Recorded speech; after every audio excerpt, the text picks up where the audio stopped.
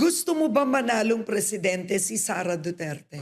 Hindi sa gusto ko. But I also said that, I'm qualified to be a political analyst. After all, I was a politician in my mother's womb all the way to now. Oh, unlike some people, I'm saying she's the woman to beat. Look at the surveys, and not only the surveys, kasi Bisaya ako, Karen. Not that I want, but that the people also I mingle with, they all say the same thing. If you hold elections now, VP Sara will win. Palagay mo ba doon sa mga supporters ni Leni Robredo, merong kandidato na pwedeng tumalo sa kanya? Ang gusto ni Risa siya, para daw pag nag-unite daw sila lahat, kasama si BBM, why not? Ako naman parang, alam mo, okay lang sa akin mag-ambisyon kayo dyan eh. Pero yung ambisyon nyo na kain suka kayo, I will comment. Dati, never again sa martial law, I'm consistent. I'm consistently anti-Marcos. I'm consistently anti-corruption. I'm consistently anti-EJK.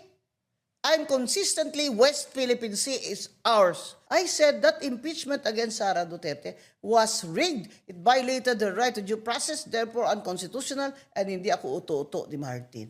And I objected to the way Digong was arrested by General Torre. Sa lahat ng nararamdaman mo, paninindigan mo, ano ang kailangan para bumuti ang bayan? Mag-resign na si BBM.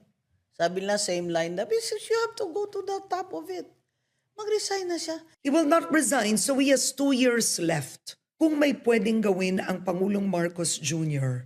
sa last 2 years niya para mapabuti ang gobyerno, ano po yun? Number one, lahat ng mga cabinet secretary na may issue, kagaya dyan mga sa customs, mga ganyan-ganyan, tanggalin niya, i-vet ng committee na hindi political, di ba? Isa.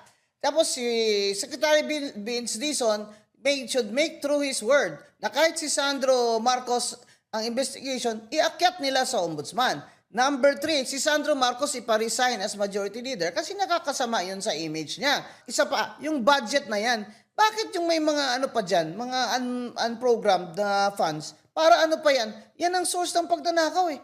Kasi yung budget talaga, they use that, Karen. They use that to loot our taxpayers' money. Nakakahiya.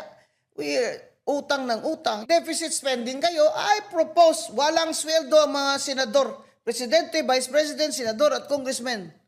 Walang sweldo. Bakit in Venezuela when they took over, kalahati na lang sweldo nila? Deficit na tayo. Tingnan mo yan pag walang sweldo, per diem lang bawat. At upo mo dyan, babayaran kung di pa mag 100% na attendance yan. Kung may makukulong, may magbabago ba? Will it change? Ipakulong nyo na si Martin. Yun ang importante. Will that change? Siya naman talaga mastermind eh. Pakulong nyo na si Garjola. Ipakulong nyo na yung mga contractors na yan na may ebidensya naman kayo. May kinatatakutan po ba kayo? Diyos, scared of God, man. Thou shalt not steal and pretend that you don't. Amendment ko lang po yun kay Moses. Okay. So, ang ano ko lang, ma'am, is, sabi nila, ganyan-ganyan, I'm very compassionate. I'm very affectionate.